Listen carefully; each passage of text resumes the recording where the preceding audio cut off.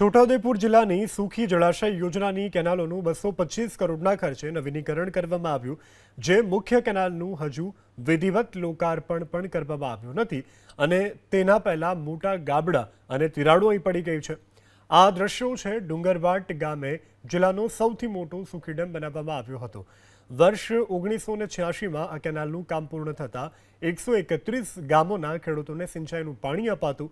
જોકે વર્ષો બાદ 225 કરોડના ખર્ચે નવી કેનાલો બનાવાઈ, પરંતુ લોકાર્પણ કરી અને પાણી છોડાય તે પહેલાં જ તિરાડો પડી ગઈ અને ગાબડા પણ પડી ગયા.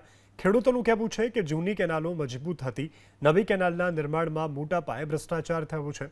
કોંગ્રેસના કાર્યકરોએ કેનાલમાં ઉતરી સૂત્રોચ્ચાર કર્યા અને તપાસની માંગ કરી.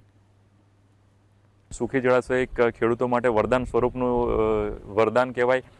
એટલા માટે અહીંયા સુખી જળાશયની માઇનોર કેનાલની અંદર જે કરોડોના ખર્ચે કામ કરવામાં આવ્યું હતું તે પહેલા જ વરસાદની અંદર તૂટી ગયું, એટલે ભ્રષ્ટાચાર અને હલકી ગુણવત્તાનું કામ થયું હોય એવું સ્પષ્ટપણે જણાઈ આવેલ છે. હમણાં નવી બનાવીએ 2-4 મહિના જેવી થઈ ગયા અને મને બહુ તકલીફ પડે.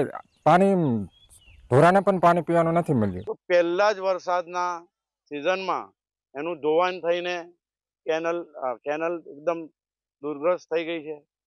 તો મારું સરકારને તંત્રને કહેવું છે કે આપ જે 225 કરોડ અંદાજિત રકમ ફાળવામાં આવેલી છે, તો આ કયા ગુણવત્તાનું કામ? કિનાર તૂટી ગઈ, સા રિપેરિંગ કરેલી પણ પાછી તૂટી ગઈ. એનું શું કરવાનું અમારા ખેડૂતને? પડે જ તકલીફ, પાણી આવે ને તો તકલીફ પડે જ, દુઃખિત થાય. અત્યારે એજન્સીના લાયબિલિટી પીરિયડમાં આવતું હોવાથી એ જગ્યા રિપેર કરવામાં તાત્કાલિક આવશે.